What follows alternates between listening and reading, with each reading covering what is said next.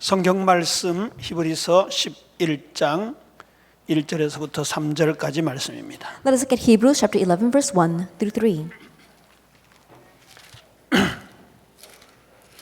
3. 여기 선진들이라고 나오는데 원어로 장로들입니다. That it's talking here about the elders.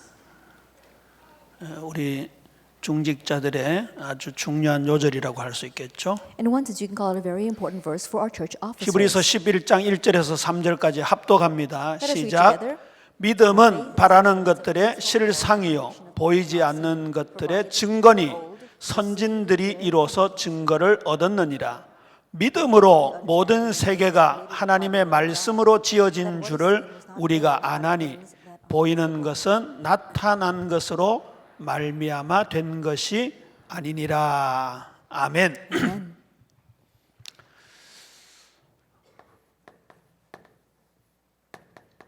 교회사의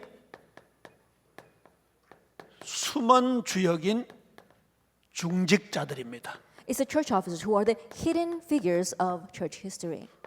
여러분 강의안 받으셨기 때문에 제목만 적어놓고 강의를 풀어나가도록 하겠습니다. You already see our text, and so I'm just going to write the title and then continue on with the lecture. 우리 단체가 237 세계복음화를 지향하고 있고요. 특별히 중직자 대학원을 통해서 미자립 교회 살리는 그런 중요한 미션을 부여받고 있습니다. That right now our organization has a goal of reaching out to 237 nations for world evangelization, and especially with the important organization of our Church Officers Graduate School, we want to help and save the dependent churches. 이번 237 강사 전도 강사 훈련이라고 있었죠. At this time we had the 237 lecturers training. 유 목사님께서 7 강의를 하셨는데요.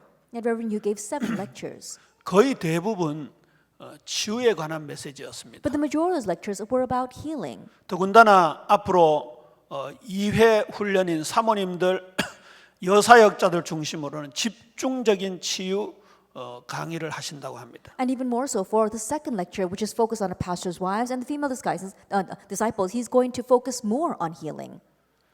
그리고 우리에게 마지막 중요한 미션이 렘넌트 살리는 거죠. And our final important mission is to save the remnants. 자, 여기에 목사들보다는 중직자들이 절대적인 주역의 위치를 차지해야 합니다. And for this, more than our pastors, our church officers have to carry out the role of being the absolute main figures.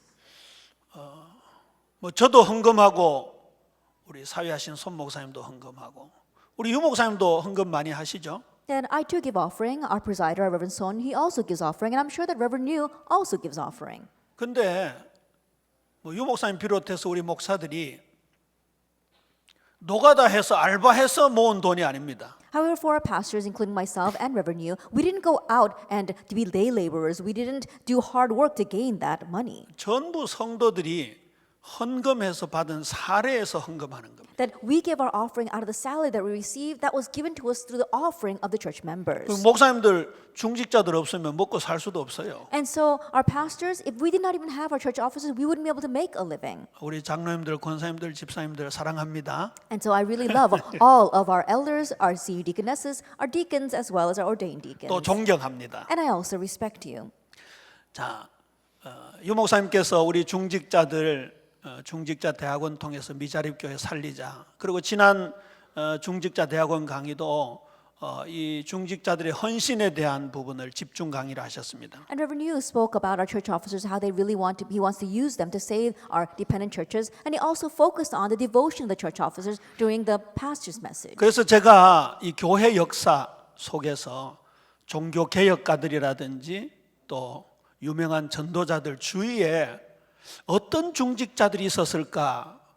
그동안 서가에 꽂아 나왔던 교회사 책을 여러 권 보았습니다. And so I want to see what kind of church officers were next to the evangelists throughout church history, throughout the religious reformation. And so I looked through many books in the library. 아니나 다를까 분명히 중직자들이 곁에 있었습니다. And it just expected there were always church officers next to those individuals. 절대 혼자 개혁한 게 아닙니다. That you did not raise Reformation alone. 절대 혼자 전도한 게 아닙니다. That they did not evangelize alone. 생명 건 중직자들이 있었습니다. That there were church officers who staked their lives for them. 사실 이 교회사에 수많은 중직자들이 있었기 때문에 이 짧은 시간에 다 소개한다는 것은 불가능하겠죠. Honestly, there have been countless church officers throughout church history. And so to try to explain them all in this brief hour would be impossible. 그래서 뽑고 뽑은 몇 명을 소개해 드릴 텐데요. So I will just introduce a few select ones. 그 중에 여러분들이 이렇게 롤 모델로 하나 삼고 한번 도전해 보시기를 바랍니다. Amongst them, I hope you will select a role model and challenge towards being like that person. 종교 개혁가들 주위에 있었던 중직자들, The church officers next to the religious reformists. 근현대 전도자들 주위에 있었던 중직자들, And also the church officers who are next to the evangelists in this contemporary age. 세계 교회사에 내놓을 만한 한국 교회의 중직자들 And also the church officers of the Korean church that we can really put on the world stage. 쭉 나열을 해드리겠습니다. Then I will explain that to you. 첫 번째, 종교 개혁가들을 도운 중직자들이 등장합니다. First, we see the appearance of these church officers who helped the religious reformers. PPT 그다음 화면, 오케이 됐습니다. 여러분 보시기에 맨 왼쪽에 있는 분이 그 유명한 마틴 루터입니다. If you look at these pictures, the person all the way on the left is the very famous Martin Luther.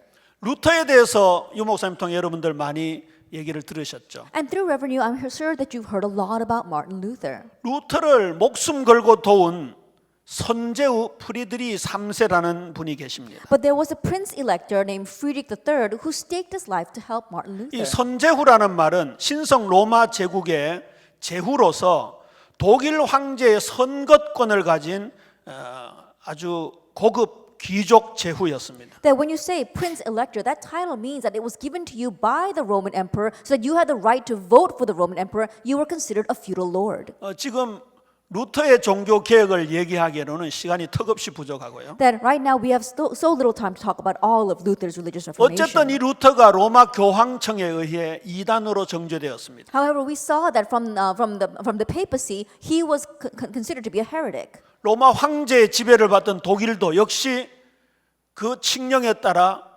루터를 이단으로 정죄했습니다. And we see that Germany, which is also underneath that control, had to label Luther as a heretic as well. 그래서 루터를 돕는다라는 것은 목숨을 걸고 도와야 되는 거죠. And so to say that you are going to help Luther means that you have to stake your life to do that. 이 루터가 보름스라는 그 종교회의 현장을 떠나서 비텐베르크로 말을 몰고 가는 도중에 무장 괴한들에게 납치를 당합니다. We saw that Martin Luther, after finishing his trial, he was on his way to Wittenberg, and we saw that along the way he was kidnapped by these masked bandits. 이게 그 유명한 프리드리히의 납치극입니다. And that is, in one sense, the play enacted by the great Friedrich 이 III. 선제후 프리드리히 3세는 아주 신임하는 부하를 구성해서 이 루터를 납치를 하고 아이젠나흐 마을 부근에 있는 바르트부르크 성으로 루터를 데리고 갑니다. There was a prince elector Friedrich III. He picked a very loyal, faithful servant and had him kidnap Martin Luther and bring him to his castle. 여러분 그 유 목사님 강의에 목사님 가셔서 루터가 성경 번역하는 그 방을 구경했다는 얘기를 들으셨죠? I'm sure that you heard from Reverend Yu that he actually went to Germany and he went to the room where Martin Luther translated the Bible. 아주 천혜의 요새로 높은 산에 세워진 그런 성입니다. That it was a fortress, a castle on top of a hill. 여기서 루터는 수염을 기르고 농부로 변장해서 10개월 동안 논문도 쓰고 책도 쓰면서 시간들을 보내었습니다. Here he grew his beard, he disguised himself as a farmer throughout the day, and that's where for 10 months he wrote his thesis and also translated the 물론 Bible. 로마 교황청과 독일 제국에서는 이 루터의 행방을 몰랐었죠. Of course, the Roman papacy as well as the German government did not know where Luther was. 누군가에게 납치되었다. He was simply kidnapped by someone. 행방불명되었다. And so he was missing in 또 action. 살해를 당했다. Or he was murdered. 이런 소문이 독일 전역에 퍼졌습니다. These kinds of rumors spread throughout Germany. 그러는 사이에 이 루터는 교회사의 획기적인 업적을 남기게 됩니다. That in the meanwhile, we saw that Luther leaves behind a tremendous work of art for 그것이 church history. 신약 성경을 독일어로 번역한 And 것이죠. that is to translate the New Testament into German.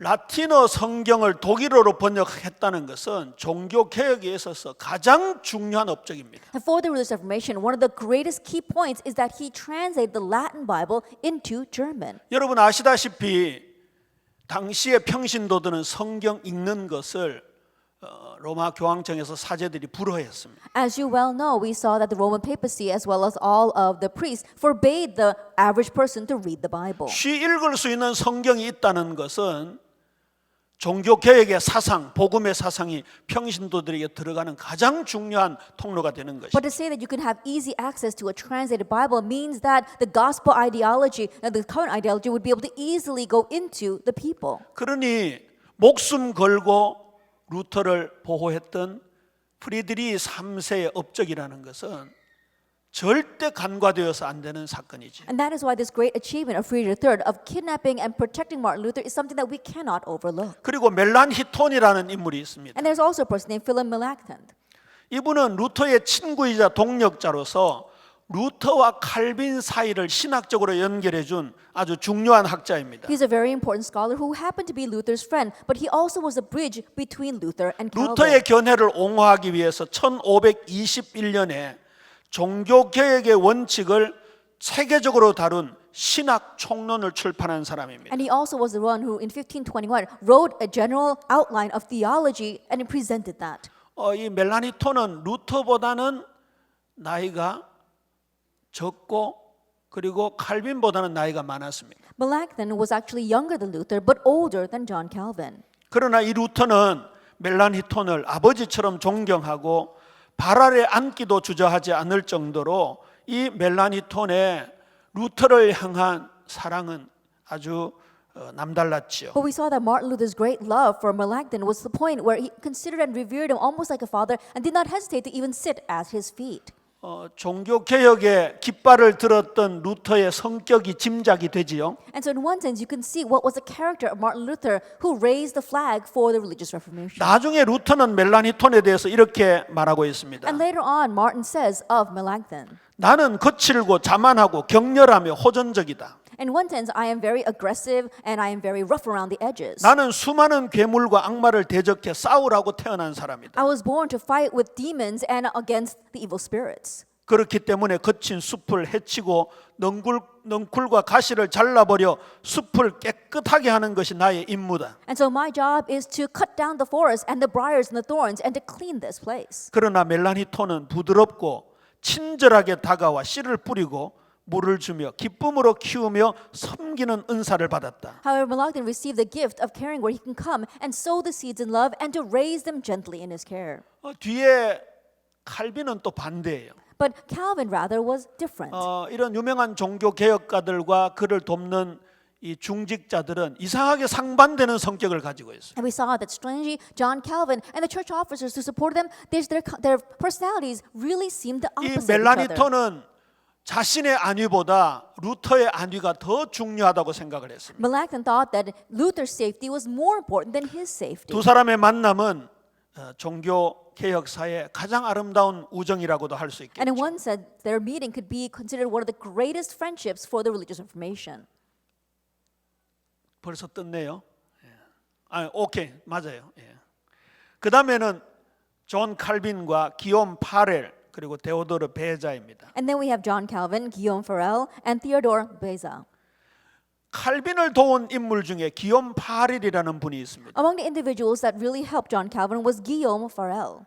스위스의 종교 개혁가로 칼빈에게 제네바에서 정착을 해서 종교 개혁을 하라고 권유했던 인물이지요. That he was a Swiss religious reformist and he supported John Calvin to come and settle in Geneva. 칼빈은 지적인 논증 능력도 탁월했고 학문적 저술 능력이 상당한 사람이었습니다. And John Calvin was outstanding in his ability to debate academically and also in his theological 여러분이 knowledge. 많이 들었던 기독교 강요를 27살 때 완성을 했으니까. That I'm sure you know about the Christian Institute. He completed that work of art in the age of 27. 칼빈 스스로 자신도 학문과 저술의 소명이 있다고 생각을 했습니다. And Calvin too believed that he had a calling where it came to explaining theology and 그래서 academics. 스트라스부르크라는 곳에 가서 조용히 성경을 연구하고 글을 쓰는 삶을 살기를 원했습니다. And so he decided he wanted to live a very quiet life in Strasbourg, where he was researching God's word and doing his writings. 근데 이곳은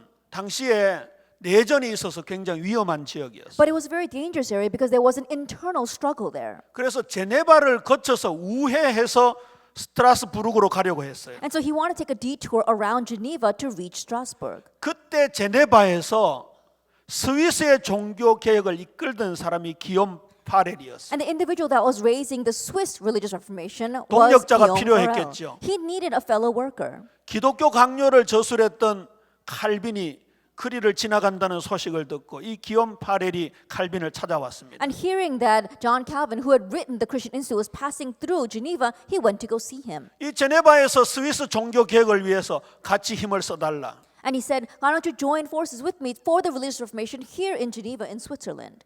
칼빈은 당연히 거절했습니다. And Calvin rightfully refused. 자신은 조용히 연구하면서 이 글을 통해서 개혁을 하겠다. That he says he wants to quietly research and study and bring religious reformation about with his writings. 그때 이 기욤 파렐이 요나 선지자를 인용하면서 이 칼빈에게 강력한 경고를 했습니다. And at that time, we saw that Guillaume Farel cites the prophet Jonah and gives a very clear warning to John Calvin. 그림에 보듯이 상당히 강직하게 생겼죠.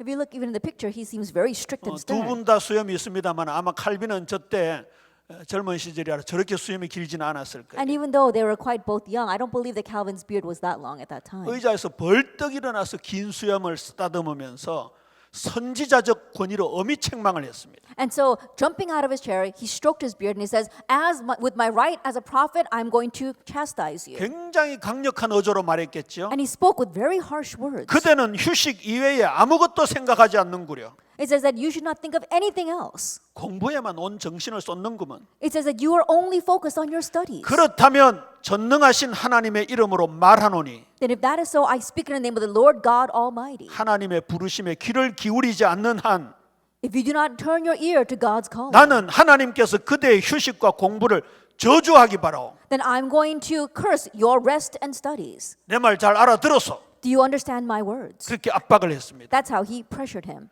칼빈은요 그 강력함에 눌려서 제네바에 주저앉게 됩니다. And Calvin, moved by his words, settles in Geneva. 그래서 프랑스 출신이지만 스위스 제네바의 종교 개혁가가 된 것이지요. And that's how he was, even though he was from France, he ended up being the religious reformist for 이 Geneva. 칼빈이 요한 계시록을 제외하고 성경을 주석을 했지 And 않습니까? John Calvin wrote a commentary on all the books of the Bible, excluding the book of Revelation. 시편 주석을 기욤 파렐에게 헌정을 했습니다. And he also dedicated the Psalms, commentary of Psalms to Guillaume Farel. 시편 주석 서문에 보면 그때 당시를 회고하면서 이렇게 말합니다. And so if you look at the preface to that book, then you see what he says, thinking about that time. 파렐은 나를 제네바에 머물도록 강권했다. That Farel greatly beseeched me to remain in Geneva. 그가 사용한 수단은 상담이나 권면이 아니라 무시무시한 협박이었다. And the tactics that he used was not coercion or trying to persuade me with words, but great threats. 나는 이러한 폭언이 마치 하나님께서 그의 전능하신 손을 내밀어 나를 붙드시는 것처럼 느꼈다. But his violent words almost seemed as if God was reaching out his hand to stay me there. 우리 장로님들 중에 좀 이런 성격이 계십니까? That do we have any elders who have this kind of personality? 목사님이 좀 칼빈처럼 조용합니까? That is your pastor a little bit quiet like Calvin? 조화를 이루어야 돼. Then you need to form harmony with him. 난 성질이 왜 이렇게 더럽지? Why do I have such a bad 나는 왜 temper? 이렇게 다혈질이지? Why am I so hot-tempered? 그 성격을 전도 운동에 쏟아 부으시기를 That may 바랍니다. you pour that personality and character into the evangelism movement. 칼빈은 하룻밤만 제네바에 머물기로 했는데 That Calvin originally wanted to spend only one night in 이 Geneva. 파렐의 이러한 촉구를 통해서 종교 개혁사에 어마어마한 업적을 남기게 됩니다. But because of Farel, he leaves behind these tremendous achievements for the religious reformation. 이 파렐은 아까 프리드리 3세라든지 멜라니톤처럼 언제나 칼빈이 죽을 수 있는 자리라면 내가 죽겠다고 말을 했다고. And Farel, just like Friedrich III or Philip Melanchthon, said that if Calvin were to face death, I am always ready to take his place. 그리고 두 번째 조력자가 데오도르 베자입니다. And then also we have Theodore Beza. 베자는 어릴 때부터 천재 소리를 들었던 로잔 대학교 헬라어 교수였습니다. That he was a professor of Greek and he had always been considered a child prodigy. 개혁교회의 유명한 명제 중에 하나인 개혁된 교회는 계속 개혁되어야 된다라는 명언을 남겼다는 설도 있습니다. And there is even a legend saying that he left behind the famous words that the Reformed Church must always reform. 가톨릭이 유혹을 했죠. And the Catholics tried to lure him in. 가톨릭으로 다시 돌아오겠다면 그에게 돈을 주겠다. That if you return to Catholicism, we'll give you a great amount of 높은 money. 지위를 We'll give you, 보장해주고 will guarantee a high 위대한 position. 자로 역사에 남기겠다. And leave you behind as a great individual in history. 그때 두 손을 들고 세 번 웃었다고 합니다. And at that time, he is said to have lifted both his hands and 하나님께 laughed 3 감사합니다. times. 영광을 He 받으시옵소서. says, God, I thank you and may you receive all the glory. 만면의 웃음을 띄우고 하나님을 향해 찬양했습니다. That laughing, he began to praise God. 그리고 우리의 종교 개혁 운동은 성경적인 역사다. And he said, our religious reformation is biblical. 의미심장한 웃음을 웃었다고 합니다. And it was a very meaningful smile. 그리고 마지막 웃음은 썩소였습니다. And then the last one was a ugly grin. 유혹자를 향한 멸시와 조롱의 웃음을 It was a 웃으면서 scornful grin as though to those people who are trying to tempt 여기서 him. 당장 나가시라. He says, depart from here instantly. 나는 그런 말을 듣기에는 너무나도 크고 완벽한 말씀의 문 안에 들어가 있다. That I am entering into the great word and I do not want to hear those kinds of words. 내가 말씀을 버리고 인본주의 사람들의 집단인 당신들에게 가려고 문을 여는 순간 The moment that I open a door to leave the word and enter into your humanistic organization, 하나님은 나를 떠날 것이다. God will depart from me. 유혹을 단호하게 물리쳤어. And so in just one shot, he got rid of 이분은 that temptation. 학자답게 칼빈의 생애와 신학이라는 저수를 통해서 칼빈을 변호했습니다. And as a scholar, in one sense, he defended Calvin on his theology and his life. 2000년 전 예수님 당시나 바울 때나 칼빈 때나 21세기 다락방 운동 때나 예나 지금이나 똑같습니다. And in one sense, it's the same, whether it was 2,000 years ago during Jesus' time or Paul's time or even during Calvin's time or even now in our Tarapang organization. 페이크 뉴스를 만들어내서 칼빈을 음해하기 시작했습니다. They began to make fake news and began to criticize Calvin. 칼빈은 이단이다. Calvin's a heretic. 돈을 헤프게 쓰고 노름꾼이다. That he is a gambler and he is loose with his money. 수전노다. That he is a drunkard 그리고 방탕한 생활을 한다. and he lives a life of debauchery. 근데 이 베자는 책으로 칼빈을 변호했습니다. But Beza, through his writings and books, he begins to 칼빈이 defend Calvin. 이단인가? Is Calvin a heretic? 저서와 설교의 이단의 내용이 있는가? Is there any content of heresy in his sermons or in his writings? 그보다 올바르게 성경을 해석하는 사람이 있으면 나와보라. If there's anyone who can interpret the Bible more correctly than him, please step forward. 돈을 헤프게 쓰고 노름을 한다고? He's a gambler and he is loose with his money. 그는 겸손하고 소박한 사람이다. He is frugal and thrifty. 하루 대부분을 기도하며 저술하고 휴식도 잠깐 취하는 사람이다. He spends the majority of his day writing his writings and researching, and he even takes just a small amount of sleep. 칼빈이 방탕한 생활을 한다고 주장하는 사람도 있었습니다. There were those who said that Calvin lived a life of debauchery. 9년의 결혼 생활을 깨끗하게 유지했다. That he said he had lived a pure life with his a married life for 사별 9 후에 years. 죽을 때까지 16년 독신으로 살았다. And after his wife passed away, he lived as a widower for 16 모든 years. 형태의 방탕한 행위에 대해서 용감하게 싸운 사람이다. And he is someone who fights against any form of debauchery. 여러분 16세기 종교 개혁의 배경에 이런 종교 개혁가들도 있었지만 그들을 음으로 양으로 돕고 있는 중직자들이 있었습니다. In the background of the religious reformation, we saw that there were these religious reformers, but there were also these church officers who supported them. 100년, 200년 후에 교회 역사가들이 다락방 운동을 어떻게 평가할까요? Then 100 years, 200 years later, how will the church historians judge our Tarapang movement? 저는 틀림없이 제2의 종교 개혁이다. 그렇게 평가를 받을 줄로 믿습니다. That I believe that we will be considered the second religious reformation. 우리끼리 하는 말로요. 제2의 종교 개혁 정도가 아니라 성경을 회복하는 놀라운 전도 운동의 역사입니다. Then, just frankly speaking amongst ourselves, more than saying the second religious reformation, I believe that this is the amazing gospel reformation that's biblical. 우리가 눈앞의 이익을 위해서 살아서 안 되겠죠. Of course, we should not live for the benefit and profit we see in front of our eyes. 우리의 시각은 미래를 향해야 할 것입니다. That our sights must be on the future. 유 목사님 강의 설교를 들어보면 복음에 대한 말씀을 굉장히 많이 말씀하시죠. That if you listen to Reverend Yu's lectures, he speaks a lot about the gospel. 거기에 대한 성경적인 근거를 굉장히 많이 And 제시하시죠. he also presents many biblical bases for those. 그리고 두 번째로 많이 제시하시는 근거가 역사입니다. And the second thing that he stresses a lot is the basis of history. 그 중에 교회사죠. In the midst of that, we see church history. 여러분이 역사 의식을 가지셔야 돼요. And so really have a sense of history. 역사는 한 해 두 해가 아닙니다. That history is not just about 1 or 2 years. 우리 중직자 대학원의 모든 중직자 여러분들은 수백 년을 앞서 내다보는 그런 귀한 역사관, 영안을 여시게 되기를 주님의 이름으로 축원합니다. I bless all the church officers of our Church of our Graduate School that you will have that sense of history and the spiritual eyes to look far into the 100, 200 years into the future. 근현대 전도자들을 도운 숨은 중직자들이 있습니다. There are also these hidden church officers who helped the 여러분 잘 evangelists in 아시는 the 요한 contemporary age. 웨슬리입니다. People like John Wesley.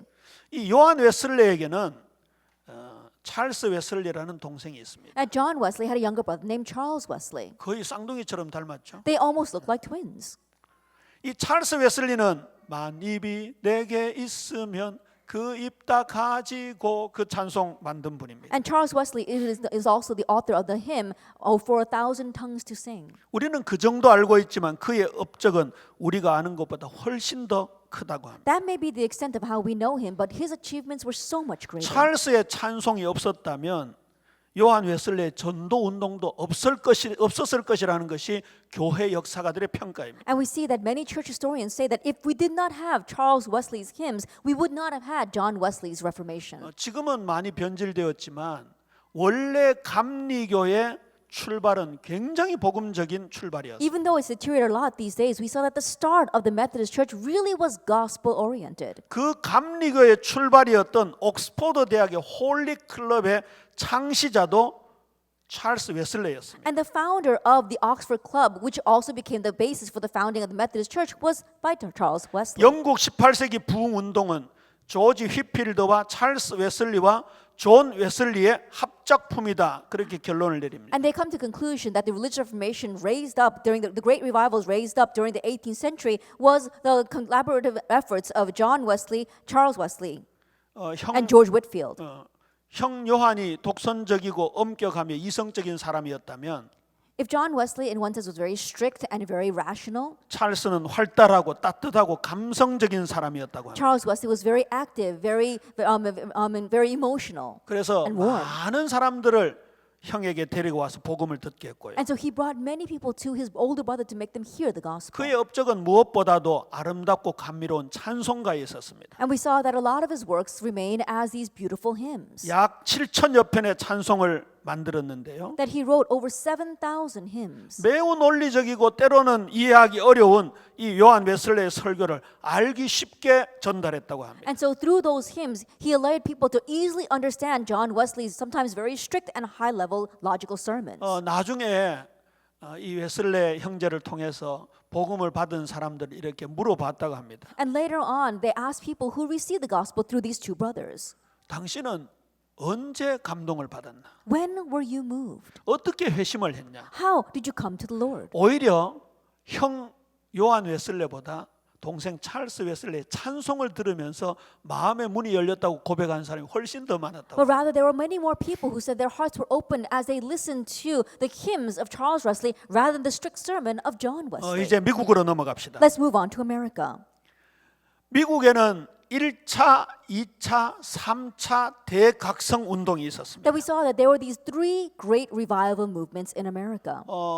1차 영적 대각성 운동의 주역이 조나단 에드워즈였지요. And the very first figure for the first awakening was Jonathan Edwards. 그리고 3차 대각성 운동의 주역이 D.L. 무디였습니다. And the main figure for the third one was D.L. Moody. 그 사이에 2차 대각성 운동의 주역이 찰스 피니였습니다. In the midst of that, we had the second Great Awakening, and the main figure for that was Charles Finney. 일생 동안 50만 명을 회심케 했습니다. That throughout his lifetime, he brought 50,000 people to the Lord. 1831년 한 해는 10만 명이 회심을 했다고 In 합니다. 1831 alone, 10,000 people came to the 교회 Lord. 역사에 유명한 말이 있습니다. And there are these famous words in church history. 무디는 100만에게 전도했고요. That Moody may have evangelized to a million 30만 명이 제자로 남았습니다. and had left behind 300,000 disciples. 찰스 피니는 50만 명을 전도했는데 It says that Charles Finney evangelized only to 500,000. 45만 명이 제자화되었다고 합니다. But 450,000 of them became disciples. 이 찰스 피니의 설교는 미국과 영국을 아주 한동안 휩쓸었지요. And Charles Finney's sermons swept across America and Europe. 우리나라 최초의 선교사였던 언더우드, 아펜젤러 등에게 영향을 끼쳤습니다. He also influenced Appenzeller and Underwood, who were the very first missionaries to our country as 저 well. 강화도에서 성경책 하나만 전달하고 아무 말도 못하고 돌아가신 토마스 선교사님도 영국에 찰스 피니가 갔을 때 영향을 받았다고 합니다. And even missionary Thomas, who all he did was relay one Bible in the Kangwon province before he was put to death, without even able to say one word, he was influenced when he went to London and listened to Charles 이 Finney. 찰스 피니를 기도로 도운 장로님이 있었습니다. But there was this one elder who supported Charles Finney in prayer. 그분이 다니엘 내쉬라는 분입니다. That was someone named Daniel Nash. 뉴욕에 사는 별로 유명하지 않은 인물이었습니다. That he wasn't very famous. He lived in New York. 48살에 피니의 집회를 위한 중보 기도자로 자신을 드리기로 서약을 And 했습니다. at the age of 48, he vowed to the Lord that he would become the intercessor of prayer for Charles Finney. 피니가 A라는 지역에 이제 부흥회를 인도하러 가지 않습니까? Let us say, for example, that Finney would go to City A to lead a revival meeting. 그러면 석주 내지 넉 주 전에 먼저 간다고 합니다. Then he would go to that city 3 to 4 weeks in advance. 그래서 그 도시에서 방을 빌려 가지고 성령께서 청중들의 마음을 녹여 죄를 깨닫도록 중보의 기도를 그렇게 열심히 했다고 합니다. He would rent a room in that city, and then he would begin to pray that the Holy Spirit would move the hearts of the people of that city to repentance. And he prayed as an intercessor. 피니가 수소문 끝에 집회 현장에 도착해서 그 집을 찾았습니다. And we saw that after Finney arrived in that city, he went to his room. 그 여인숙을 운영하던 여인이 당신 내쉬를 아느냐? And then the woman there asked him, "Do you know Nash?" 다른 두 남자와 묵으러 와서 3일 동안 전혀 음식을 입에 대지 않고 중얼중얼 소리가 나서 귀를 기울여 보았다. Then I listened in because he came in with 2 other men, and they haven't eaten a single thing for the past 3 days, and all I heard is mumbling. So I 때로는 listened in. 신음 소리를 내기도 했다. At time there was groaning from the room. 가만히 문을 열고 들여다보니까 무릎을 꿇고 세 사람이 얼굴을 땅에 대고 엎드려 3일 동안 계속 기도하고 있다. And so quietly opening the door, she saw that these 3 men were kneeling on the ground with their head to the floor and were praying for 3 days. 당신 좀 들어가서 말려달라. Can you please go in and stop them? 여러분 피니의 이런 영적 대각성 부흥 운동에 이렇게 기도하는 장로님이 동력자들이 있었던 거예요. Behind Charles Finney's great awakening movement, there were these praying elders. 1820년대 어려운 상황 속에서 대적들이 공격을 하기도 했습니다. And in the midst of great difficulties in 1820, his enemies began to attack him. 그러면 내시는 더 기도에 몰입했습니다. Then Nash would devote himself even more to prayer. 1826년 어느 도시의 갱단은 피니와 내시의 허수아비를 만들어서 불태우고 난리를 피웠습니다. In 1826, there was this one gang in the city where they made these scarecrows of Nash and Finney and even burnt it. 저주하는 그런 행위였겠죠. And it was an act of cursing them. 한 번은 한때 깡패들이 집회에 몰려와서 집회하지 못하게 막 공공연히 소리를 치고 다녔습니다. At one time, the gang crashed into the revival meeting and began to shout so they could not carry on the revival meeting. 기도를 마친 내시가 그들에게 다가갔습니다. But Nash, finishing his prayers, approached them 이봐 젊은 친구들, and said, "Young fellows, 이제 나를 마음대로 해보게나. do whatever you want to me. 하나님이 일주일 내에 자네들을 회개하게 하시든지 That God in 1 week will either bring you to repentance 지옥으로 보내든지 or send you to hell, 자네들을 해산시킬 것을. or He will make you scatter.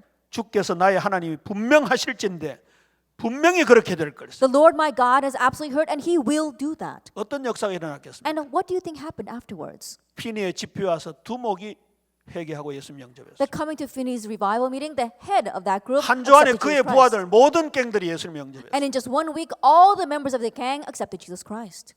지옥의 문을 부수던 피니의 친구 내시라고 피니는 그렇게 말했어요. And so Finney would call his friend Nash the ones who broke down the doors of hell. 그의 무덤은 미국과 캐나다 접경 지역에 있는데요. And his gravesite is right now on the border of America and Canada. 묘비에 이렇게 쓰여 있다고 And it 합니다. says this on his tomb. 다니엘 내시, Daniel Nash. 기도의 용사, It says a warrior prayer 피니의 동력자. and Finney's supporter. 우리 장로님들, 권사님들, 집사님들, 우리 미래 중직자 렘넌트들, 목사님의 기도의 동력자 되시기를 주님의 이름으로 축원합니다. And so I really bless all of our church officers, our remnants, and our upcoming church officers that you will really become an intercessor, a prayer warrior for this gospel movement. D.L. 무디입니다. D.L. Moody. 여러분 많이 들어보셨죠? I'm sure you've heard of him a lot. 무디 곁에는 늘 데이빗 생키가 따라다녔어요. And next to him there was always David Sankey. 미국 남북 전쟁이 끝난 무렵 이 미국이 얼마나 영육간에 황폐했겠습니까? That we saw that after the Civil War, America was destitute not only spiritually but 3차 physically. 대각성 운동은 새로운 방향으로 전개되기 시작했습니다. And that is why the Third Great Awakening put everything into a new direction.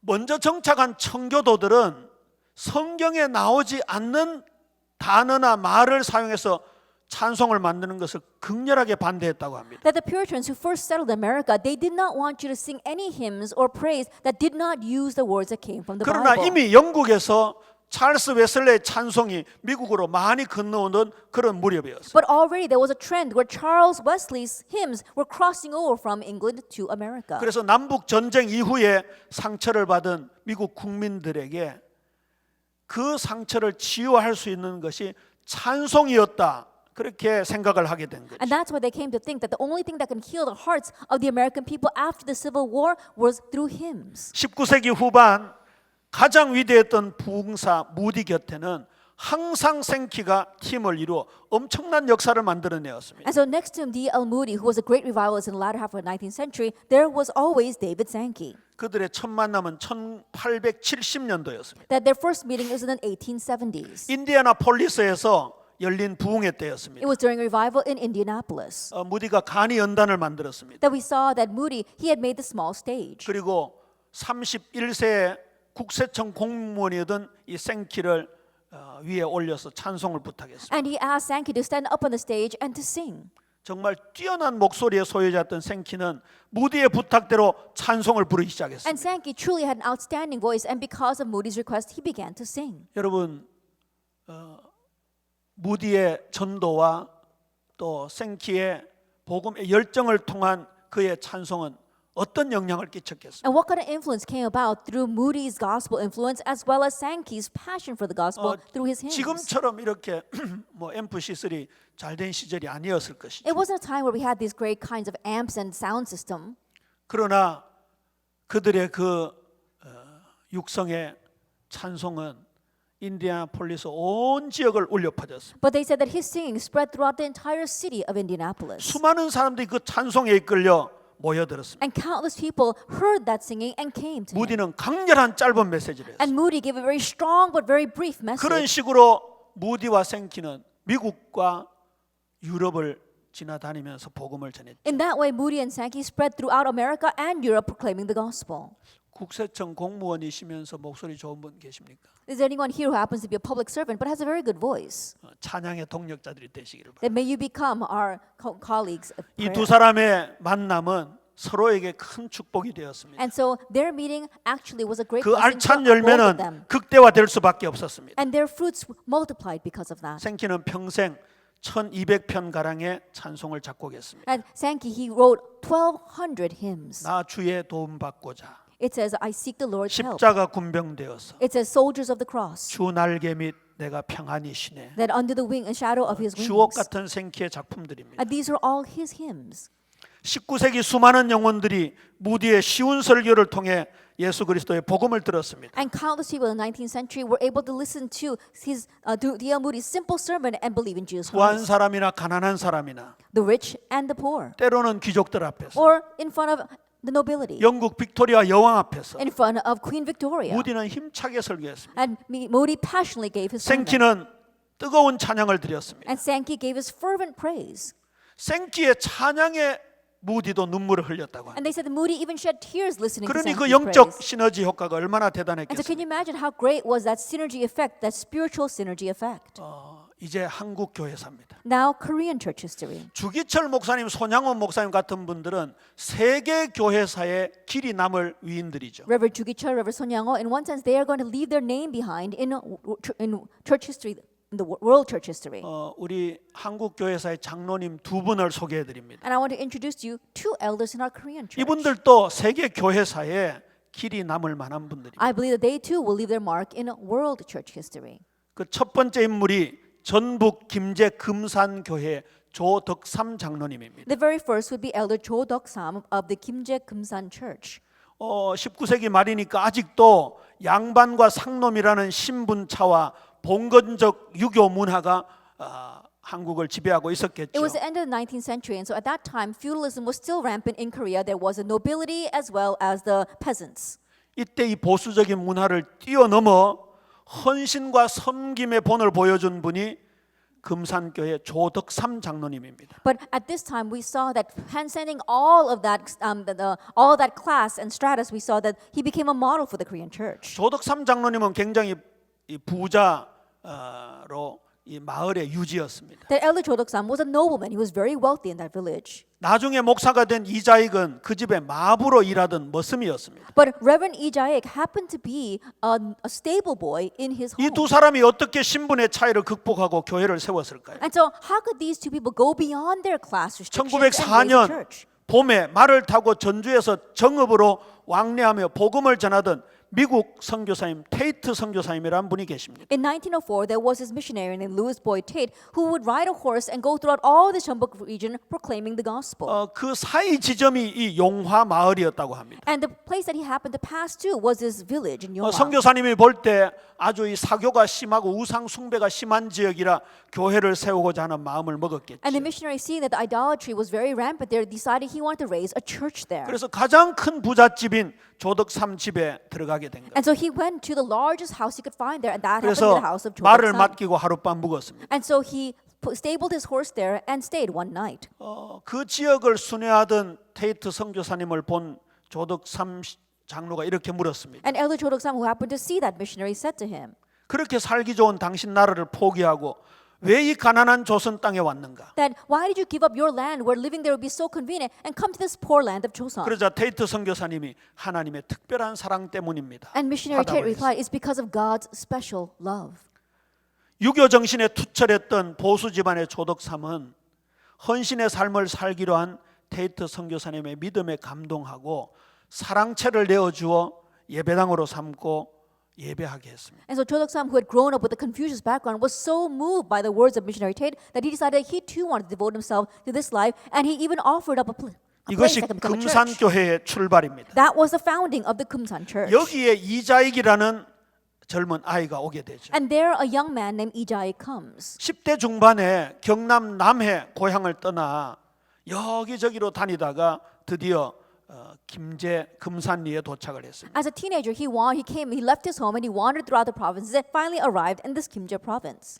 이자익이 영특함을 첫눈에 조덕삼은 알아보았습니다. But Cho Deok-sam recognized how outstanding this young man was. 그래서 마방의 마부로 일을 하도록 주선을 해줬죠. And so he brought him into his house and allowed him to work as a stable boy. 아무것도 배운 것 없는 이자익은 조덕삼의 아들의 그 한문 공부를 어깨너머로 보면서 천자문을 줄줄 다 외웠다고 합니다. And Lee Jae, who had no formal education, he just peeped in on the elder's son receiving training in the language, and he memorized all the alphabet. 그러면서 이제 금산교에서 신앙생활을 같이 했어요. And he began to live his walk of faith in the Kumsan Church. 조덕삼과 이자익이 함께 믿음을 키우면서 함께 세례를 받고 함께 집사가 되었습니다. And as Lee Jae and Cho Deok-sam began to live their walk of faith together and grow in maturity together, they were both baptized and both received the title of deacon. 3년이 지난 1907년 And in 1907, 3 years later, 금산교회는 한 명의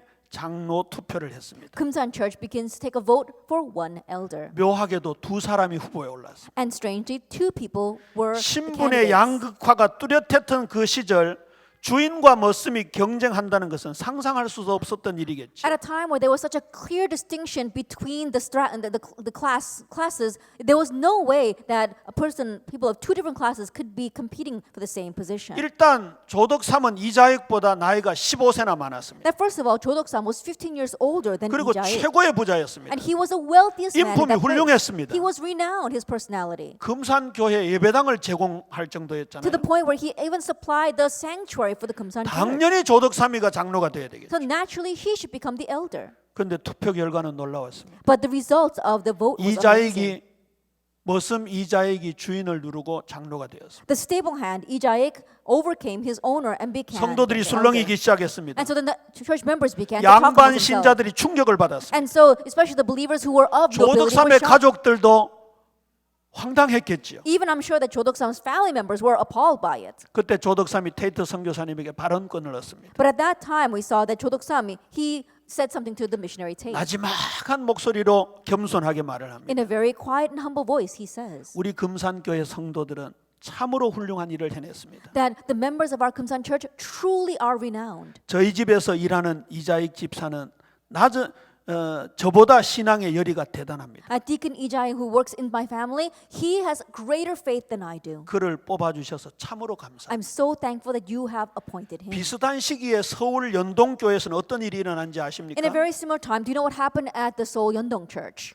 갓바치로 천민 출신이었던 고찬익이 장로가 됩니다. That there was a person named Ko Chang-ik who also happened to be a shoemaker, just a lowly 양반들이 따로 shoemaker. 나가버렸습니다. He became appointed as the elder. 그래서 All nobility left the church, 요동교회를 세웠습니다. and they raised their own church. 승동교회에서는 백정, 박성춘이 장로가 되었습니다. In the Seondeong church, there was Park Sung-chun, who happened to be a butcher. 역시 양반들이 따로 나가서 And when he was 교회를 세웠습니다. selected as the elder, again the nobility left the church and raised 그런데 another 자기 church. 집에 머슴이 장로가 되는데도 불구하고 조덕삼은 이런 겸손한 고백을 했던 And 것이죠. even though just a stable hand of his household was selected as the elder, we saw that elder Cho Dok-sam gives this kind of humble 당시에는 confession. 장로들이 목사를 대신해서 설교하기도 했습니다. And at that time, there were times where the elder would give a sermon in the place of the 이자익은 pastor. 장로가 된 뒤에 교회 강단에서 설교를 했습니다. That Ijai, after he became the elder, began to stand in the pulpit to give 조덕삼은 교회 sermons. 바닥에 무릎을 꿇고 그의 말씀을 경청했습니다. And Jo Dok-sam would kneel on the church floor and listen to that sermon. 집에서는 이자익이 조덕삼을 주인으로 성실히 섬겼습니다. At the home, we saw that Ijai would faithfully serve Jo Dok-sam as his master. 조덕삼은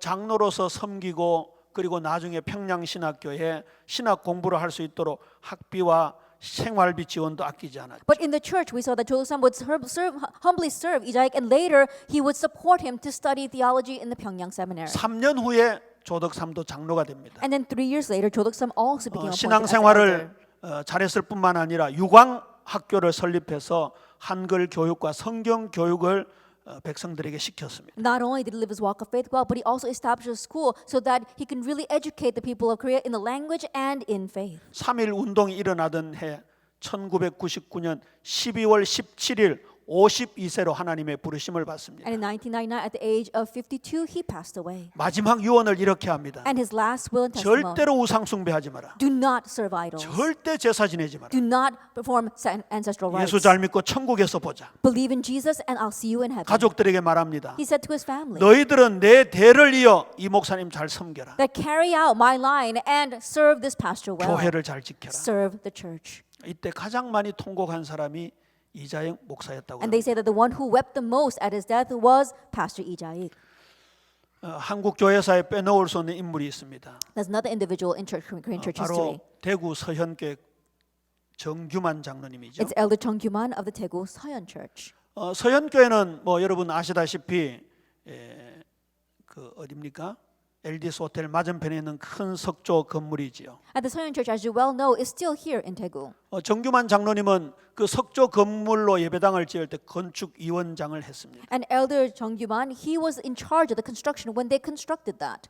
이분은 원래 약전 골목에서 풀 장사를 하고 있었습니다. That he originally happened to be working down the medicine alley where they were selling herbs. 우리 한국에는 쌀이나 뭐 이런 곡식을 가지고 풀을 만들어서 벽에 도배할 때 사용하는 그 풀이 있어요. And so there was this kind of where he was selling glue. He would take the grains and then he would grind that and use that as glue. 얼마나 큰 돈벌이가 되겠습니까? And then how much money do you think he actually makes from 늘 that? 술에 찌들려 살았다고 합니다. That he was always drunk. 만날 술 주정하고 집에 들어오면 마누라 패고. That he would always drink day and night, and when he would come home, he would beat up his wife. 그때 대구 제일교회에 깡패 출신의 유명한 목사님 김익두 목사님 오셔서 부흥회를 At 인도했어요. that time, a very famous pastor named Kim Ik-doo, who happened to be a former gangster, came and held a revival meeting here in 이 Daegu. 정규만 장로님의 부인이 먼저 은혜를 받았습니다. And so the wife of Elder Chung Kyuman went there and received grace 그때 당시에는 first. 부흥회 오래 했잖아요. And during back then, they used to have these revival meetings for 집에 several days. 들어갔더니 바로 뺨을 때렸어요. As soon as she walked home, he slapped her. 그러니까 이 부인이 뭐라고 대답했는가 And 하면 what did his wife say? 여보, 내가 늦게 와서 당신 마음이 상했다면 이쪽 뺨 한 대 더 때려주세요. And says, dear, if you're upset that I came in late and you had to hit me, then hit my other cheek as well. 이 정규만이 은혜를 받습니다. And 감동을 받습니다. Elder Chung Kyuman is so moved by his 그래서 words. 김익두 목사님 부흥에 참석합니다. And he participates in Reverend Kim 거기서 Ik-doo's 엄청난 revival. 은혜를 받게 됩니다. And there he receives such great 그러면서 grace. 주일 성수하고요. And he began to be faithful in keeping the 그 Sabbath. 풀장사하는 옆에 11조 통을 만들어서 10원 팔면 1원 넣고 And he would have a little canister for his tithe. And as he was selling the glue, if he made 10 cents, he would put a penny in. 20원 팔면 2원 넣고 That if he would sell 20 cents worth, then he would put 2 그러면서 cents in. 새벽기도 놓치지 않고 And he would never miss out on early 말씀 morning prayer 놓치지 service. 않고. And the vigil prayer 사람이 services. 변하지 않습니까? And he began to change. 그 약정 골목에 한약방을 친구가 니도 약방을 해보라 권유를 하면서 In that same- 가게를 하나 In 내주었습니다. that same alley, there happened to be his friend who was running a pharmacy there. And he said, why don't you 풀장사하는 try 놈이 this? 무슨 내가 약을 파느냐. And said, why don't you run one of these pharmacies as well? He said, I'm just selling glue. How can I sell 그 pharmacy? 친구가 처방전을 써주더래요. And so then his friend wrote him a 감기 prescription. 환자에는 이렇게 약을 주라. And so when you see people who have a cold, give them this 치질 medicine. 환자에는 이렇게 약을 주라. That if you see someone with a hernia, then give them this. 그대로 했는데 He did that. 정규만이 약방에 처방된 약은 만병통치약이 됐습니다. But it seemed as if all the medicine that he gave from his pharmacy was a panacea for every ailment. 장사가 너무 잘 되어 가지고요. 가게를 자꾸 늘리기 시작했습니다. His business did so well that he kept on expanding his store. 더 놀라운 사실은요. The more amazing fact. 저 집 약 먹으면 아들 낳는다. And there rumors spread that if you eat medicine from that 전국에 store, 소문이 you're going to 났습니다. have a son. That rumor spread throughout 제가 the entire 목사님들 nation. 잘 아시더라고요. 물어보니까요. 돈을 가마니에 끌어 담았대요. And I asked some of the older pastors, they said that he had bushels of money. 그래 너무 약이 잘 들으니까 당신 약은 왜 이렇게 잘 듣냐 물어봤다고 합니다. And because his medicine was so effective, people would ask him, why is your medicine so effective? 활신 한의원을 운영할 때인데요. It was when he had the Harshin Oriental medicine. 특별한 재료가 하나 더 들어갑니다. He says, I have one more special 그게 ingredient. 기도입니다. That's prayer. 서현교회 장로님이 되고 소문이 나지요. That he became an elder of the Seonyeon Church, and 많은 news got spread. 사람들이 서현교회로 And 몰려들었습니다. many people began to flock to the Seonyeon Church. 그 제가 아는 집사 중에 정규만 장로님의 친척이 있습니다. That there was one deacon that I knew happened to be one of his relatives. 그 물어봤더니요. 약이 다 팔려가지고 이제 더 이상 약을 지어줄 수가 없었대요. That there was one time where he sold all the medicine. He had nothing 이 more to 말을 sell. 해도 되나 안 되나 모르겠는데요. I don't know if I should actually expose it or not. 호박잎을 말려서 약첩에 지어줬대요. And so what he did was he took dried squash leaves and then he used that 근데 as 그거 medicine. 먹고도 나았대요. But people ate that and still got well. 혹시 약사님들 그렇게는 하지 마세요. Then realize sometimes the pharmacists 누구의 do that. 역사입니까? But whose work was that? 하나님의 역사죠. It was God's work. 이제 서형교회를 돌로 짓자고 결의를 했습니다. And then they decided, let's build the Seonyeon Church now out of stone. 당시 동양 최대의 석조 건물이었습니다. And so back then it was the greatest building in this east. 대구 주위 시골 교회에 60개 정도 아무도 모르게 도와주기도 하고요. And very quietly he helped supported over 수백 60 명 churches 학생들에게 장학금을 주고요. and gave scholarships to countless 수천 children 가정을 도왔습니다. and helped countless 도움 families. 받은 분들이 무슨 기도하겠습니까? And so think about it. Having received that, people who 활신 have helped him, 한의원 잘 되게 하옵소서. those who received his help, what are the prayer they're going to pray except to his 그러니까 business 이게 done as well? 가만히에 돈을 담는 거예요. 가만히에 That's 돈. why he was raking in the money and putting it in 가난한 bushels. 전도자들에게는 이 세어 주지도 않고 그냥 막 돈을 집어서 줬대요. Then to the poor evangelists who came by, he didn't even count the money. He would just take a handful and give it to them. 어떤 친구는 장로님한테 가면 무조건 돈을 주니까 빙 둘러서 갔대요. And so there was this one person that knew that this elder would always hand out money, and so he would go around. 남 복 받는 거 맞는다고 호통을 치기도 하고요. And they would also say that, oh, others are receiving blessings because of him. 그 주일학교 출신인지 아주 젊은 목사님이 계셨어요. And there was this one young pastor. 늘 가방을 들고 따라다닙니다. He would always follow him around with his bag. 나이가 많은 장로님이 가방을 들고 쫄쫄 따라오니까 목사님이 말렸대요. Oh, think about it. The elder would carry his bags and follow this young pastor around. So the 그러니까 이 pastor 장로님이 didn't want 이렇게 that. 얘기합니다. And the elder said to him, 아닙니다. 제가 해야 합니다. no, I need to be doing this. 교인들이 보고 세상 사람들이 보아야 합니다. Because the church members need to see this and the 목사님이 people's world 어떤 needs to see 분인지 this. 보여드려야 합니다. They need to know what kind of person a pastor 그러면서 is. 항상 가방을 들고 따라다녀요. And he would always take the pastor's bag and 그리고요, carry it for him. 쓸만할 때쯤 되면 신문지에 돈을 말아서 윤 목사님 마당에다가 살짝 놓고 간답니다. And then when the pastor needed the money, he would wrap it in newspaper and leave it in the front door of the pastor. 그러다가 한 번은 들켰어요. And then one day he got caught. 그 목사님이 이렇게 하지 말라고 그렇게 말렸대요. And so the pastor tried to stop him saying, please don't do this anymore. 그러니까 장로님 이렇게 얘기합니다. And the elder replied, 만약에 일이 새 나가면 교인들이 목사님을 정장로가 먹여 살린다고 말이 날 것입니다. if this news of this spreads out, then the church members are going to think that I supported the livelihood of this pastor. 절대로 그런 말이 나오면 안 됩니다. That we must not let that rumor spread at all. 저는 약전 골목 풀장수 출신입니다. That I just sell glue in the 이 복을 medicine 하나님이 alley. 주셨습니다. God gave me this blessing. 이 일을 하나님만 아십니다. And only God knows what this is. 목사님하고 나하고만 알면 It's the 좋겠습니다. secret between you and I, pastor. 이 나중에 장로님 돌아가시고 윤 목사님이 간증하면서 알게 된 사실이죠. And so later on, after the elder passed away, it was people came to realize this fact through the testimonies of that Reverend Yoon. 우리에게는 성경이 교과서입니다. And so in one way, the Bible is our text.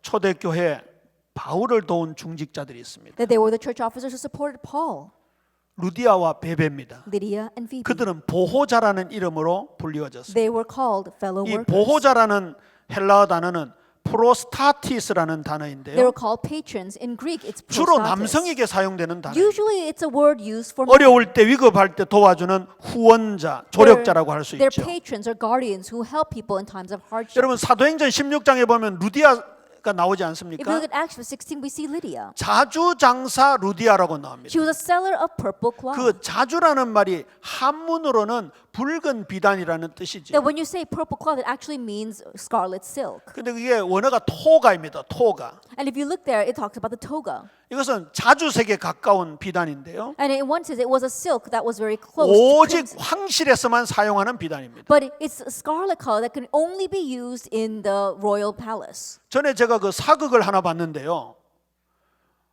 어떤 사람이 황색으로 된 아주 멋진 부채를 들고 이렇게 붙이더라고요. That one time I happened to see this historical drama, and there was one person who was fanning himself with a gold-colored fan. 그러니까 저자했던 조선 백성들이 오 황족이 왔다 그렇게 표현하더라고요. And all the people in the marketplace who saw this said, "Oh, royalty has come." 지금은 뭐 우리 평민들도 뭐 고급 그런 명품들 마음껏 돈만 있으면 사 입을 수 있잖아요. And these days, even the average person, if they've got the money, can buy brand name items. 근데 로마 시절에는요 황실에서만 사용하는 천이 염색 약이 따로 있었어요. But during the Roman times, there was a separate dye, a separate color that can be only used in the palace. 네로 경우에는 그 색을 입으면 사형까지 시켰다고 합니다. That in Nero's case, if anyone else wore that color, he would execute them. 루디아는 빌립보 성에 있었죠. Lydia was in the city of Philippi. 그리고 표현하기를 두아디라 출신이라고 표현합니다. And it's expressed that she was from the city of Thyatira. 이 두아디라에 자주색 염료가 많이 생산된 곳이에요. And they say that in Thyatira,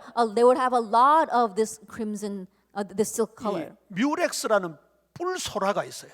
And so they said that it happened to come from the horns. 그 뿔소라에서 내장을 가지고 염료를 추출하는 것이 이 자주색 염료예요. And so in one way, it was actually a seashell that looked like a horn, and they would take the innards of that sea animal, and that's what they would make this coloring 또 이 with. 호기심 많은 과학자가 있어요. And there was this one scientist who's very curious. 독일의 어떤 화학자가 로마 제국의 당시의 방법대로 그 염료를 만들어 봤대요. And so this scholar, this chemist, he said that he wanted to make the same dye that they used during the Roman times. 그러니까 이 뿔소라 1만 2천 마리에서 1.4g의 염료가 나온대. And they said out of 14,000 shells, he only was able to make 1.4 grams. 거기다가 이 비단은 동양에서 수입을 하잖아요. And then he had to import the silk from the east. 최고급 비단에다가 최고급 염료를 염색하니까 그 천은 어마어마하게 비싼 겁니다. And so think about it. It is the most expensive dye used on the most expensive cloth. That's why the cloth itself became quite expensive. 같은 중량의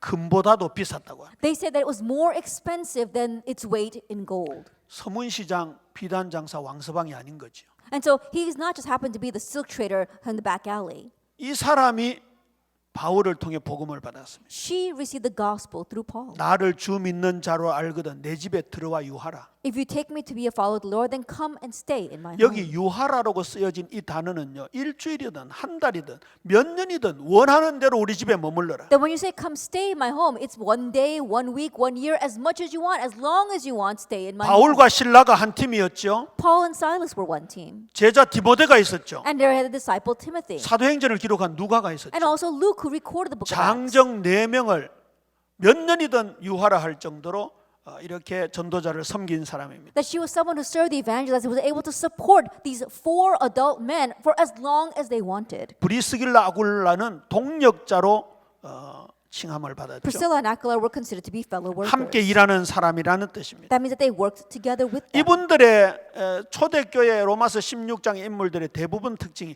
자신의 집을 교회로 내놓았습니다. And the characteristics of these people, Romans 16, is that they mainly gave their homes as 브리스길라 a 아굴라 church. 부부는 바울을 위해 목을 내놓았습니다. That Priscilla and Aquila, they staked their lives for Paul. 교회사 전승에 의하면 두 분 다 로마에서 복음 전하다가 바울처럼 순교했다는 그런 전승이 전해져 내려오고 And if 있습니다. you look at the commentaries, it says that they too were proclaiming the gospel, and like Paul, they were martyred in Rome. 가이오, 식주인 가이오 그렇게 돼 있죠. And Gaius, who is host. 지금은 돌보아주는 사람 그렇게 번역하고 있습니다만은 물주에 가까운 뜻입니다. Now it says host. That means that he was a financial supporter. 가이오도 역시 자기 집을 교회당으로 And 내놓았고요. Gaius too gave his home as a 바울과 church. 전도자들의 식주인 역할을 And 감당했습니다. he was the host to Paul and the evangelists. 에라스도라는 인물이 있습니다. And also Erastus. 역시 어마어마한 부자였습니다. He also was greatly wealthy. 결론을 맺습니다. Let's come to the conclusion. 자, 오늘 등장한 교회사 성경의 중직자들은 어떻게 가능했는가? That how is it possible for the church offers that we discussed today? 혹시 나도 저분들처럼 헌신해야 되겠다 이런 생각이 듭니까? And some of you thinking, oh, I should serve like they did. 거기에는 한계가 있습니다. There is a limit to that. 저는 여호와의 증인들 봐라. 하나님의 교회 사람들을 봐라. 저렇게 열심히 전도하러 다니지 않느냐? I look at the Jehovah's Witnesses, the people from the Church of God. They diligently evangelize. 너희들 뭐 하냐? What are you doing? 열심히 전도해라. You should diligently evangelize. 저는 거기에 동의하지 않습니다. I don't agree with that. 그건 사람의 힘이지요. That's man's strength. 저는 이렇게 결론을 내립니다. I want to come to this conclusion. 여기 교회사의 중직자들은 갈라디아 2장 20절의 중직자입니다. That we saw the church officers here throughout church history were the church officers of Galatians 2:20. 우리말로 말하면 내가 죽은 중직자입니다. In our words, they had died to 공통적이지 themselves. 않습니까? That's a common factor. 그런데 이 갈라디아 2장 20절은 지금은 우리에게 교리로 다가옵니다만은 당시 바울에게는 고백이었습니다. That Galatians 2 verse 20 might seem to us like doctrine, but during Paul's time it was 예수 their 그리스도의 confession. 십자가를 바라보니 거기에 내가 죽었구나 고백한 내용입니다. That looking at the cross of Jesus Christ, I too have died there. It was their confession. 12 제자를 비롯한 수많은 사람들이 십자가를 보았을 것입니다. That including the 12 disciples, countless people saw the 그러나 incident of 이런 the cross. 고백을 한 사람은 흔치 않습니다. But there weren't many who came to that conclusion and 그렇다고 confession. 한다면 갈라디아 2장 20절이 되게 하옵소서는 조금 고려해 봐야 될 문제입니다. If that is so, then we need to really consider what it means to say Galatians 2 verse 20 take place in 갈라디아 our 2장 lives. 20절에 의하면 나는 십자가에 못 박혀 이미 죽었습니다. That if you look at Galatians 2 verse 20, we have already been nailed to the cross and have 그 died. 사실을 믿는 거지요. We believe that. 누가복음 21장에 보면 두 렙돈을 헌금한 과부의 얘기가 나옵니다. That if we look at Luke chapter 21, we see the story of a widow who put in 2 small copper coins. 바리새인들과 서기관 제사장들이 많은 헌금을 했습니다. That we saw that the Pharisees and the priests and the Sadducees, they gave so much offering. 근데 예수님은 그 장면을 보시고 이렇게 But 말씀하셨습니다. Jesus looked at that and he said this. 저들은 그 풍족한 중에서 헌금을 넣었거니와 For they all contributed out of their 이 abundance. 과부는 그 가난한 중에서 자기가 가지고 있는 생활비 전부를 넣었느니라. But she out of her poverty put in all she had to live on. 근데 이 생활비라고 쓰여진 헬라어 단어가 비오스라는 단어입니다. The word here for all she had to live on comes from the Greek word bios or 이 bios. 비오스는 뭐 바이올로지 그런 영어 단어의 어원이지요. And bios, of course, would be the root word for things like at biology. 성경에서는 생활비로도 번역되지만 생명으로 번역되기도 합니다. And so, in one sense, you can interpret this not only as her livelihood, but 근데 her life. 우리 성경의 생명, 영어의 life로 번역되는 또 다른 한 단어가 있습니다. But there is one other word for life that we find, 그게 조에라는 단어입니다. and that is the word Zoe. 우리 에스더 사모님의 첫째 딸이 이름이 조에죠. And Esther's, our pastor's wife Esther, her first daughter's name is Joe. 역시 생명으로 번역되는데요. That too is interpreted as 여기 life. 이 단어는 디바인 라이프라고요. 하나님의 생명이라는 But this 뜻입니다. is talking about divine life, God's life. 그러니까 다른 생명이죠. So it's a different life. 자, 그러면 이 과부가 생명 전부를 드렸다는 말은 뭡니까? Then what does it mean that this widow gave all she had to live on? 이 헌금, 이제 겨우 남은 2,000원 정도의 헌금을 하나님께 다 드렸다는 거예요. At this offering, all that she had, these 2 copper coins, she gave it all to God. 이 말은요, 이 육신의 생명을 하나님이 책임져 주세요라는 고백입니다. That what that means, it's her confession saying, God, you take responsibility for my physical life. 그래서 저는 헌금을 실천적 신앙 고백이라고 이름을 붙이고 싶습니다. And that is why when I think about offering, I want to describe that as your practical walk of faith. 우리 중직자님들의 삶 자체를 하나님께 완전 맡기는 은혜가 있게 되기를 주님의 이름으로 축원합니다. I bless in the name of Jesus Christ that you will have the grace of entrusting your entire life to the Lord. 누가복음 19장에 삭개오가 등장합니다. And also in Luke chapter 19, we see Zacchaeus. 이 삭개오는 여리고 성의 세리장이었습니다. And Zacchaeus, he was a chief tax collector in Jericho. 아주 선천적으로 키가 작은 분이었죠. And he was very short. 아마 그 핸디캡 때문에 마음에 많은 상처가 있었을 And 것입니다. I'm sure that he had a lot of scars because of that disability. 그러니까 그 상처를 채우기 위해서 돈을 긁어 모았습니다. And so in order to fill that scar, he would rake in the money. 예를 들어서 우리 박대찬 목사님 집에 10만 원 세금이 나온다고 칩시다. Let us say that, for example, in our Reverend Park's house, that he got taxed for 10,000 이 won. 사자로 고칩니다. Let me put a 4 on there. 그래서 40만 원 고지서를 주고요. So that he would give him a ticket for 40,000. 40만 원 받아가지고 10만 원은 로마 정부에 바치고 That he would bill him for 40,000 and then send the 10,000 to 나머지 the Roman emperor. 30만 원은 자기가 착복합니다. And then he would pocket the rest of the 이게 30,000. 당시의 세리들이 갈취하는 방법이었어요. That was a method used by tax collectors back then. 여리고성은 굉장히 부자 지역이었습니다. And Jericho was a very wealthy city. 그러니까 얼마나 많은 세금을 갈취했겠습니까? So can you imagine how much money he extorted from the taxes? 그런데 그 돈이 자신의 마음의 상처를 해결해 주지는 못했어요. However, that money could not fill the scars in his life. 그런데 예수님을 만났어요. But then he met Jesus.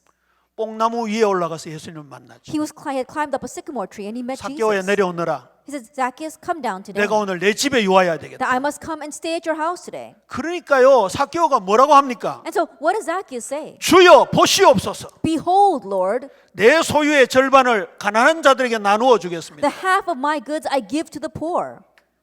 그리고 나머지 누구에게 토색한 거, 갈취한 거 있으면 4배나 갚겠습니다. And if I have defrauded anyone of anything, I restore it fourfold. 그러니까 우리 노회장 목사님한테 30만 원을 갈취했으니까 4배면 얼마예요? And so think 저분에게 about 120만 원 주겠다 그 말입니다. That if he had taken 30,000, then he would have to pay back 여러분 120,000. 이게 한 번 세금이 아니잖아요. And this is not just a one 1년, tax. 3년, 10년 세금입니다. That this is taxes that he collected over a year, 그의 3 years, 10 모든 years. 돈을 다 버리겠다 그 말. That means that he would discard all the money that he had. 이 말은요, 사회 구원자들은 봐라 구제하니까 이 집에 구원이 임했다고 하지 않느냐 그렇게 해석합니다. And those who talk about the health wealth principle, they say that, oh, look, because he gave to charitable works and donated 이 everything, 삭개오가 he's in 예수님을 salvation. 향하여 주여 보시옵소서라고 할 때 이 주여는 퀴리오스라는 단어입니다. But that's not what it is. If you look here, when Zacchaeus says, behold, Lord, the word Lord is kurios. 많이 들었던 단어죠. And you've heard this word a lot. 로마 황제에게만 쓰는 단어입니다. It's a title given only to the Roman emperor. 예수님 당신이야말로 나의 영혼의 구세주입니다. That what that means is Jesus, you are the Lord and Savior of my soul. 나의 삶의 주인이십니다. That you are the Lord of my life. 그 고백입니다. It was that 그 confession. 전까지 삭개오의 주인은 돈이었습니다. Prior to that, Zacchaeus' Lord 그 was 전까지 money. 삭개오의 주인은 로마 정부였습니다. That prior to that, the Lord of Zacchaeus' life was the Roman government. 모든 걸 다 바꾸었어요. That means that he changed everything. 모든 운명이 바뀌어진 놀라운 구원이 삭개오 가정에 임한 것입니다. And so the amazing salvation that overturned his entire fate came upon Zacchaeus' household. 마지막 사진 보여주세요. Our last picture. 제가 1,000명 넘게 있는 단톡방에 수배를 해서 우리 유 목사님 사진 제일 잘 나온 걸 뽑았습니다. And so I went on to the Kakao chats that had over 1,000 members, and I tried to get the best picture I've ever knew. 수십 장 중에 웃는 사진 하나 있더라고요. Then of the countless pictures, there's one where he was smiling. 저기 곁에 물음표 중직자 And then we've got the question mark church officer. 누가 될 것인가 Who will be that church officer? 기도하겠습니다. Let us pray. 아버지 하나님 은혜를 감사합니다. Father God, we thank you for your grace. 교회사 속에 전도자들 배후에 기도하는 중직자들 말씀을 나누었습니다. That within church history, we talked about the church officers who were the hidden background of prayer. 우리 다락방 중직자 대학원 모든 중직자들이 갈라디아 2장 20절 중직자 되게 May the 하옵소서. church officer of our church officer graduate school of our Tarapang organization truly become the church officer of Galatians 2:20. 100년 200년 후 교회사 역사에 남는 중직자 되게 And 하옵소서. 100, 200 years later, may they leave their mark in Korean, in 예수 world church 그리스도 history. 이름으로 기도합니다. In Jesus Christ's name we pray. 아멘. Amen.